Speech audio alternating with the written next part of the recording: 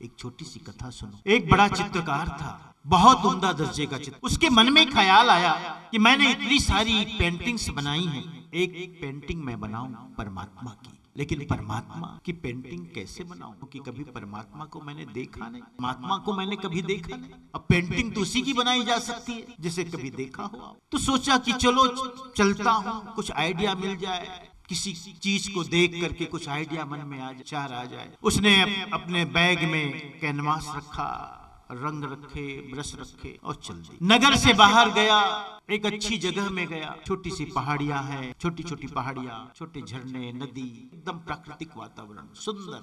चलता गया, पगडंडी रास्ते से होकर जाने लगा। जब आगे गया है तो उसने देखा कि एक गड़रिया है, गड़रिया। और जो गड़रिया है अपनी भेड़ बकरियों को चरा रहा। अच्छी कद काठी का, सिर में पगड़ी थी, धोती, और हाथ में लाठी, और लाठी के ऊपर अपनी ठुड्डी रख करके एकदम शांति से, शांत भाव से अपनी भेड़ बकरियों को चरते हुए देख रहा। उस कलाकार के मन में अब बात आई, ना शांत स्थिर मन में ख्याल आया, यदि परमात्मा यदि कहीं हो तो निश्चित है इसी जैसा होना। परमात्मा यदि इस जगत में है तो इसी जैसा होना चाहिए। पास में गया और जाकर के कहता है, मैं आपकी एक पेंटिंग उतार, आपका चित्र एक उतार लूं। और सचमुच वो जो गड़रिया था बड़ा भोला, हृदय का पवित्र मन वाला, हृदय वाला, भोला भाला, जिसे हम कहते हैं इनोसेंट। और मैं ये मानता हूं कि जीवन की परम उपलब्धि इनोसेंट होना ही है। जिस ज्ञान से मनुष्य के जीवन में जटिलता आए,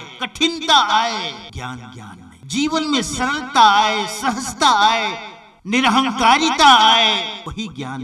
इसलिए मैं एक बात कहता हूं अक्सर लोगों से, देखो ज्ञान का मतलब क्या? ज्ञान तो साबुन की तरह है, और साबुन की तरह है ज्ञान। साबुन का काम है मैल को धोना, और यदि ज्ञान तुमने प्राप्त किया और ज्ञान का भी अहंकार कर लिया तो ज्ञान नहीं, तथाकथित ज्ञान को प्राप्त करने के बाद मनुष्य का अहंकार धुलना चाहिए, मिटना चाहिए। लेकिन कोई ज्ञान का ही अहंकार कर ले तो ऐसा ही लगता है जैसे कोई कछुआ छाप अगरबत्ती में मच्छर बैठा हो। कभी देखा आपने? आजकल वो मच्छर भी बड़ा होशियार हो गया, चिढ़ाता है, ले मुझे भगाने के लिए तू जल रहा है, तेरी खोपड़ी पे मैं बैठता, नहीं बैठ जाता। हाँ, वो कछुआ छाप जैसे रहता है, ऐठा हुआ रहता है, उसी पे बैठ जाता है, इतराता है, नहीं तू मुझे भगाना चाहता है, तेरे पर ही बैठ जा। ऐसी जो ज्ञान हमारी मलिनता को, हमारे अहंकार को, हमारे दुर्गुण को, दुर्विचार को धो न सके तो कैसा ज्ञान? जो ज्ञान हमारे अंदर अहंकार पैदा कर दे कि मैं कुछ जानता हूं, मुझे समझ है, मुझे बोध है, वो कैसा ज्ञान? ज्ञान का मतलब है जो अहंकार को मिटा दे, धो दे, व्यक्ति निर्मल हो जाए, सहज हो जाए, सरल हो जाए। उस पेंटर ने देखा, उस चित्रकार ने देखा, इसका जो भोलापन है गड़रिये का, उसमें एक सरलता है, एक सहजता है, एक भोलापन है। उसने कहा, मैं आपकी एक चित्र उतारना चाहता हूं। ठीक है, उसे तो पता भी नहीं था क्या होता है, उसने तो सिर हिला दिया हाँ में। ठीक, वो चित्रकार उसका चित्र उतारा। चित्र उतारने के बाद उसे दिखाया, गड़रिया बड़ा प्रसन्न हुआ, वाह मेरा चित्र, मेरे जैसा। अपना कैनवास समेटा, रंग वंग सब समेट करके जाने की तैयारी करने लगा। तो गड़रिया ने कहा, एक मुझे भी देना। कहा कि एक मुझे भी देना।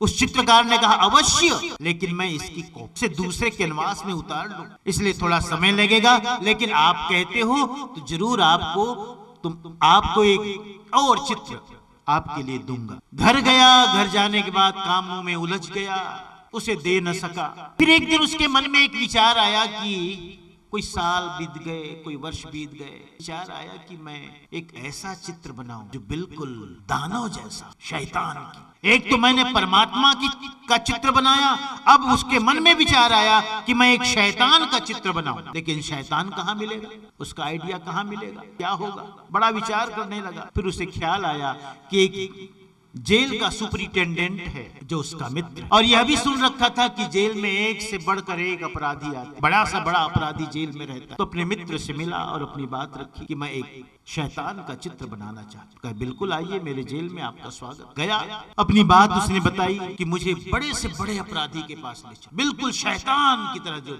लगे। और फिर उसका जो मित्र है अकेले एक बैरक में रह रहा था, जो दरवाजा था लोहे का, क्या कहें उसे, क्षणों से बना दरवाजा, लोहे का दरवाजा, एक अकेले खड़ा था और उसके हाथ पैर में जंजीर बंधी थी। कहा देखो ये हमारे जेल का सबसे खूंखार अपराधी, इसलिए इसको हम अकेला रख। उस चित्रकार ने सोचा अगर इस जगत में कोई शैतान है तो बिल्कुल इस जैसा होना चाहिए, और वह वहीं पर अपने कैनवास निकाल करके उसका चित्र बनाने लगा। और उस जो अपराधी था इतना खूंखार था, इतना खूंखार, उसकी आंखों से लगता था जैसे लोहू टपक रहा, दाढ़ी बड़ी हुई, केस बड़े हुए, कदकाठी काफी अच्छी, हाथ पैरों में जंजीर, बड़ा विकराल रूप। जब उसने चित्र बना लिया और अपना कैनवास रंग आदि समेटने लगा, जाने लगा, तो उसने रुक जाओ, यही शब्द बोल, रुक जाओ। गया, डर गया बेचारा। कहा एक मुझे भी देना। उसने कहा एक मुझे भी देना। उसने कहा बिल्कुल आपको मिलेगा। अब अपराधी ऐसा बैरक के अंदर से जब चिल्लाया, अपराधी है, खूंखार अपराधी है, कौन कहेगा नहीं, किसकी हिम्मत हो सकती। उसने कहा अवश्य जरूर मिलेगा। उसने कहा नहीं, तुमने पिछली बार भी यही कहा था, तुमने पिछली बार भी यही कहा था, लेकिन दिया नहीं। चित्रकार सोचने लगा पिछली बार मैं इससे कब मिला था, कहाँ मिला था, कब कहा था, कैसे कहा था। फिर उसे याद दिलाया, तुम्हें स्मरण नहीं, पिछली बार जब तुम मेरे पास आए थे, मैं भेड़ बकरियां चराता था और तुमने कहा था ना कि एक चित्र बनाना। उस चित्रकार ने कहा तू वो तो कुछ और था, तुम नहीं, मैं वही हूँ, मैं वही हूँ।